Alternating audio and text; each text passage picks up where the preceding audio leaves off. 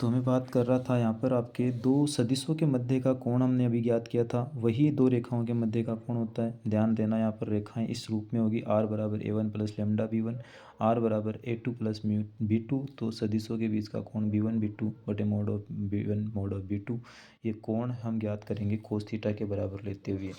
इसके बाद में हम सदिश में इस 3D वाले पार्ट में हम समांतर रेखाओं की शर्त देखेंगे, तो a1 बराबर लेमडा b1, और अगर आकारतीय रूप में देखेंगे तो ये वाला पार्ट अच्छा है, बस ध्यान रखना है, 4 नंबर का क्वेश्चन जरूर पूछता है। लंबवत रेखाओं की शर्त b1 डॉट b2 बराबर 0, या फिर a1 a2 b1 b2, ये कार्तीय रूप है, ये सदिश रूप में है लंबवत रेखा और समांतर रेखाओं की शर्त। दो रेखाओं के मध्य की दूरी मोस्ट इंपॉर्टेंट, हर बार क्वेश्चन पूछता है, इस बार भी पक्का आप तैयार कर लेना इसको। विषम तलीय और दो सहतलीय या समांतर, दो टाइप की रेखाएं होती है, ये सदिश रूप में है। तो ध्यान देना, सदिश रूप में रेखाओं के लिए आपको r बराबर a1 plus lambda b1 a2 plus lambda b2, तो ये हो गया b1 cross b2 dot a2 minus a1 b1 cross b2। Cross product करते हुए आप इसकी रेखाओं के बीच की दूरी निकालेंगे। और अगर आपके पास में ये सहतलीय में एक पहचान ध्यान रखना, यहाँ पर b दोनों में सेम होगा, दोनों रेखाओं में b सेम है तो वो सहतलीय है। b1 b2 अलग अलग है तो विषम तलीय, तो फॉर्मूला ये लगाओगे। तो b समान है, सहतलीय है, समांतर है, तो फॉर्मूला ये लगाओगे।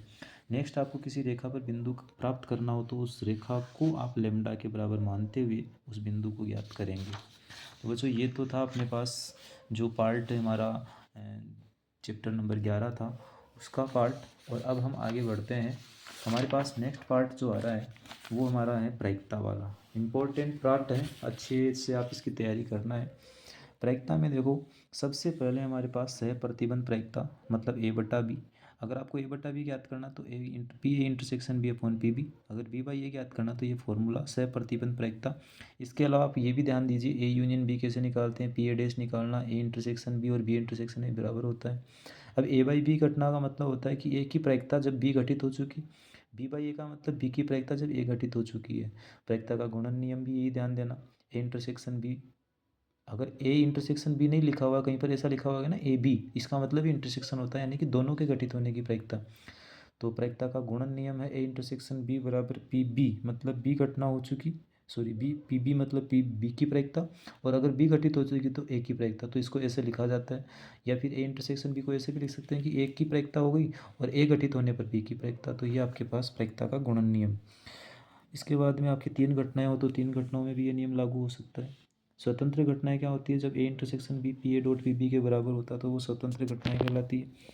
तो नेक्स्ट आपको ध्यान देना है, P A intersection P B बराबर है तो ये पी ए बराबर स्वतंत्र हो, और ये बराबर नहीं है तो ये परतंत्र घटनाएं हो जाएगी। ठीक है, तो आपको यहाँ पर ये ध्यान देना है।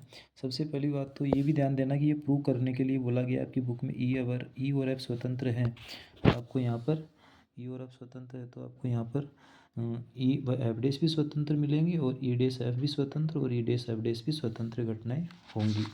नेक्स्ट, प्रायिकता में आपको सबसे पहले तो ये स्वतंत्र घटनाओं के बाद में अपवर्जी घटनाएं, परस्पर अपवर्जी घटनाएं वो होती है जिनमें इंटरसेक्शन जीरो होता है, मतलब इंटरसेक्शन की प्रायिकता जीरो और इंटरसेक्शन फाई होता है। निःशेष घटनाएं क्या होती है, अगर दोनों दो समुच्चयों का यूनियन कर दे तो वापस सैंपल स्पेस आ जाए टोटल, तो उसकी प्रायिकता 1 हो जाती है। से बेज प्रमेय आपको इंपॉर्टेंट यहाँ पर ध्यान देना है, बेज प्रमेय का क्वेश्चन आपको मिलेगा, बड़ा या 3 नंबर या 4 नंबर में क्वेश्चन आपको बेज प्रमेय का मिलेगा।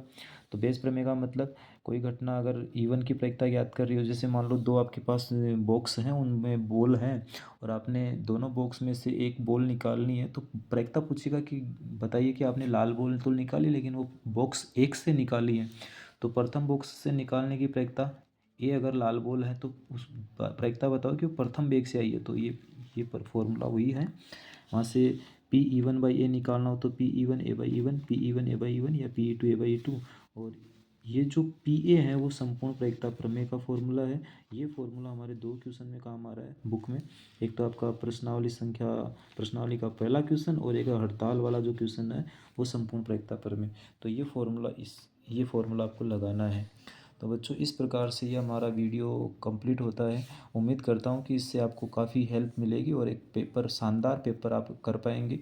और इसी उम्मीद के साथ में इस वीडियो को समाप्त करता हूँ, और अगर आपको कोई डाउट हो तो आप मेरे से संपर्क कर सकते हैं विद्यालय में आकर, या फिर कल भी मैं आपके कांटेक्ट में रहूँगा। अगर आपसे कोई भी ऐसी कोई समस्या है तो वो आप साझा करना, उसको आप रखना, कि ये क्वेश्चन नहीं आ रहा तो मैं आपको उसका सॉल्यूशन बता दूंगा। और परसों आपका जो एग्ज़ाम है वो एक शानदार पेपर निकलेगा, घबराना नहीं है पेपर में, और अच्छा पेपर आपको करना है। बड़ा इतना टफ पेपर नहीं होता, आप सब इसको आराम से कर पाएंगे जैसा कि पिछले पेपर हुए हैं। धन्यवाद।